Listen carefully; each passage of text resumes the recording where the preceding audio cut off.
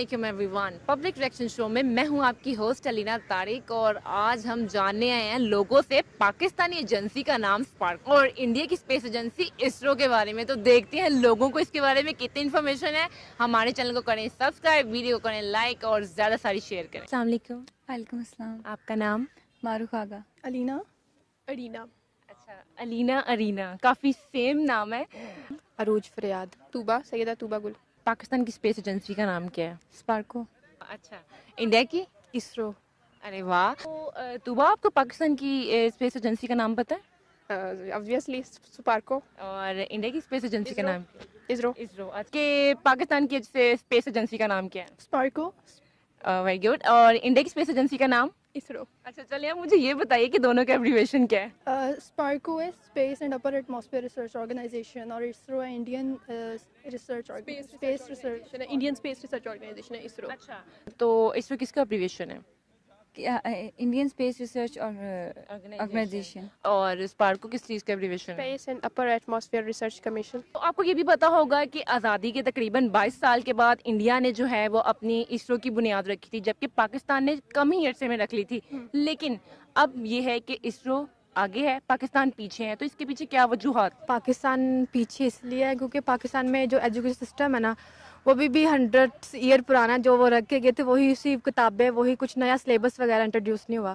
जबकि इंडिया ने अपना खुद बहुत सारी बुक्स लिखी, हम खुद, बल्कि हमारे स्पेस डिपार्टमेंट में इंडिया की बुक्स है, हम वो पढ़ते हैं। तो उन्होंने अपनी बुक्स है, उनके अपने साइंटिस्ट है और प्रैक्टिकल वर्क पे, प्रैक्टिकल फील्ड पे बहुत फोर्स करते हैं।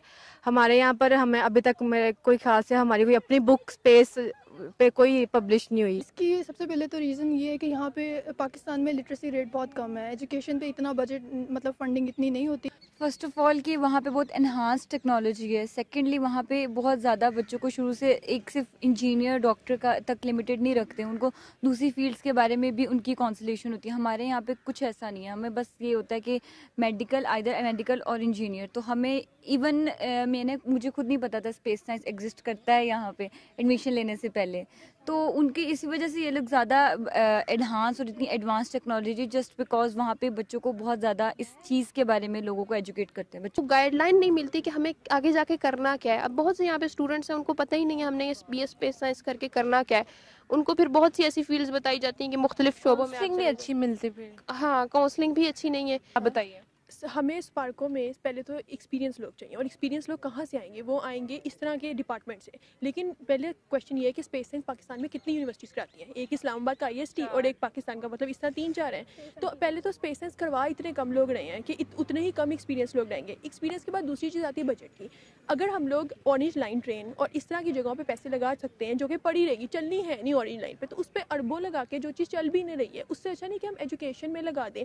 उससे तो बहुत बेटर था ना कि जितना उसमें लग गया। क्योंकि इसके अलावा बजट का इतना बड़ा डिफरेंस है इंडिया और पाकिस्तान के बजट में। तो लेकिन पाकिस्तान को बहुत ही शाबाश है कि पाकिस्तान ने इतने छोटे बजट में उसने फिर भी अपनी 3 सैटेलाइट्स लॉन्च किए। उनकी गवर्नमेंट को ज़्यादा सपोर्ट करती है, फंड्स वगैरह बजट उनको मिलते हैं, उनको स्पेस टेक्नोलॉजी के लिए फंड्स मिलते हैं, बजट उनके लिए होता है स्पेशल। हमारे लिए ज़्यादा आर्मी हमारा बजट ले जाती है, बाकी स्पेस टेक्नोलॉजी के लिए जो बच जाता है वही मिलता है। बताया नहीं जाता कि हमें दूसरी फील्ड्स भी होती हैं।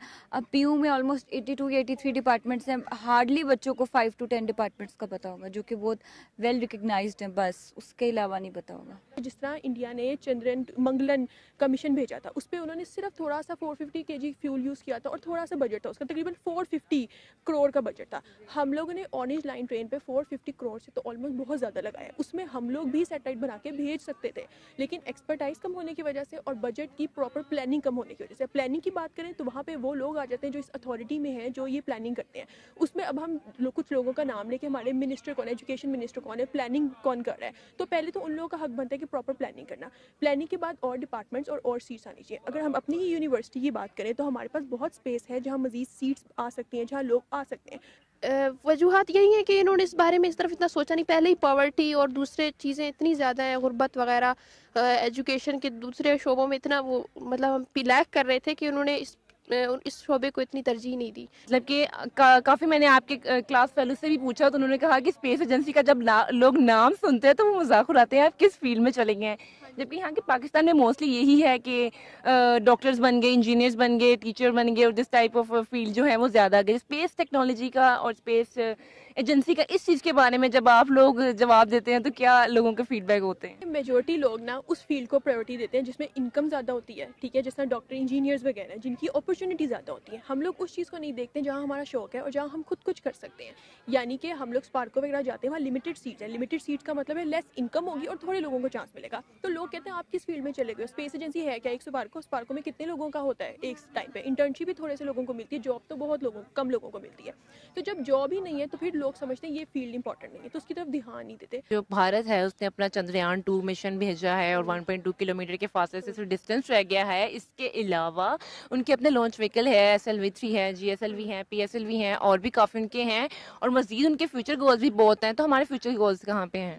ہمارے اسٹوڈنٹس میں تو بہت پوٹینشیل ہے, اور آپ یقین کریں یہاں پہ اسپیس سائنس میں جتنے بھی اسٹوڈنٹس آئے ہیں وہ ان کا یہی انٹرسٹ ہوتا ہے کہ اسپیس کے نام سے ہم جو اسپیس میں جائیں, خلا میں جائیں, وہ اسی انٹرسٹ سے آتے ہیں. لیکن یہاں پہ اتنا فی الحال جو ہے پاکستان نے اپنے آپ کو اسپیس پروگرام کو اتنا بڑھایا نہیں ہے.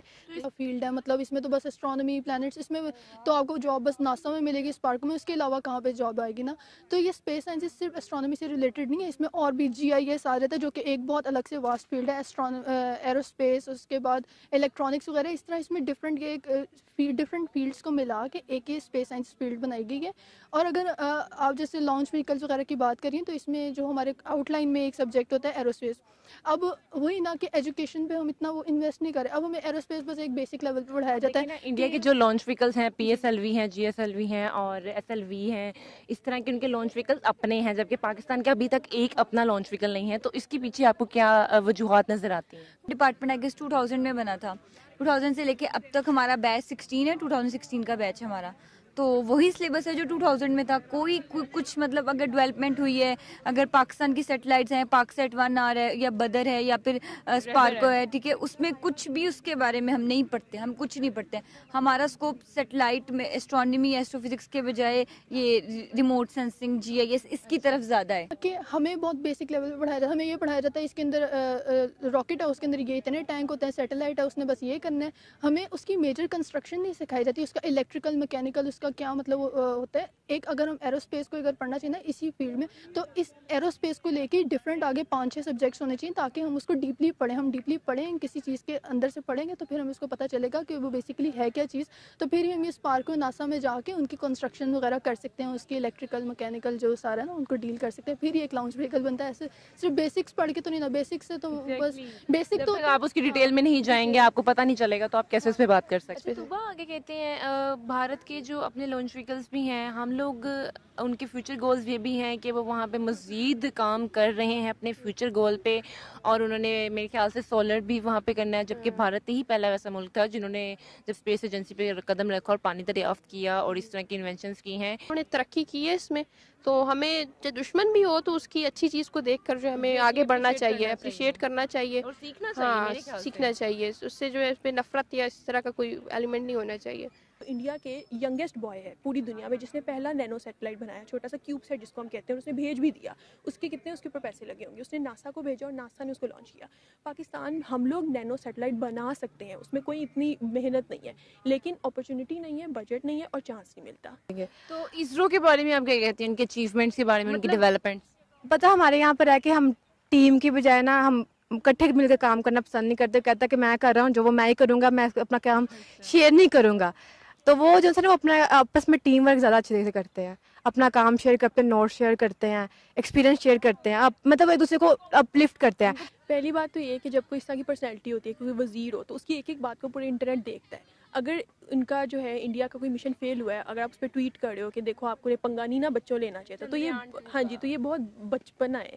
تو یہ پوری دنیا کی نظر میں آ جاتا ہے کہ یہ لوگ نے خود تو کچھ کیا نہیں, تو یہ ہمیں کس طرح کمنٹ کرتے ہیں. تو پہلے تو ایک میچیور بیہیویئر ہونا چاہیے, یا پھر اس جگہ پہ وہ لوگ ہونے چاہیے جن کے پاس ایکسپیرینس ہو اس چیز کا. اس کے بعد ان کو اسی طرح ایجنسی میں زیادہ اپرچونیٹیز کریٹ کرنی چاہیے کہ زیادہ سے زیادہ بچے جائیں. لیکن ہمارا اسٹرانومی رہ گیا ہے چاند کا جو ہے نا, عید کا چاند دیکھنے تک. کہ ٹیلیسکوپ لیا ہوتا ہے, جتنے بھی مولوی ہیں انہوں نے ٹیلیسکوپ پکڑا ہوتا ہے, اور وہ سال بعد آ جاتے ہیں. وہ عید کا چاند دیکھے ہمیں بتاتے ہیں مبارک ہو. تو ہم لوگ کہتے ہیں کہ تم لوگ کا یہ فیوچر ہے کہ ہم نے عید کا چاند. اس چیز کو سولوشن ڈھونڈ سکتے ہیں کہ ہم لوگ بھی اس چیز میں آگے جائیں, اس سیکٹر کو اچھا کریں, IT کو اچھا کریں, اور ایجوکیشن سیکٹر کو سب سے امپورٹنٹ फर्स्ट ऑफ ऑल हमें पर्सनली हर एक को अपनी इंडिविजुअल करनी पड़ेगी, क्योंकि पहले मैं अपने आप को करूँगी, ठीक फील करूँगी, तो पहले मुझे अपने आप को थोड़ा सा इस काबिल बनाना पड़ेगा मैं कुछ कर सकूँ। फिर एक ग्रुप बनता है, फिर जाके आगे टीम बनती है और फिर ऑर्गेनाइजेशन बनती है। तो हम सबको पहले अपने आप को ठीक करना पड़ेगा, फिर हम कुछ कर सकेंगे। रिकग्नाइजेशन हम लोग कर सकते हैं इस फील्ड में हमें गवर्नमेंट हमारे पर जो है इस पे तवज्जो दे, इस प्रोग्राम पे, ठीक है, और गाइडेंस की ज़रूरत है। इसके लिए कैरियर काउंसलिंग सेमिनार्स किए जाएं, स्पेशली स्पेस रिलेटेड। अब भी होते हैं लेकिन स्पेस रिलेटेड नहीं होते, दूसरे आर्मी के शोबे के लोग आ जाते हैं या एविएशन के लोग आके सेमिनार कर लेते हैं, लेकिन इस स्पेस के रिलेटेड जो सेमिनार इस तरह के इतने नहीं होते हमारी यूनिवर्सिटी में, डिपार्टमेंट में, पाकिस्तान में भी इस पे इतना। परसेप्शन आप आने वाले बच्चों को, मतलब कि अपने मजीद फेलोज़ को क्या अवेयरनेस देंगी कि इस टेक्नोलॉजी की फील्ड में आना चाहिए, किस तरह से फ़ायदेमंद है मुल्क के लिए, ना सिर्फ आपके लिए बल्कि मुल्क के लिए भी?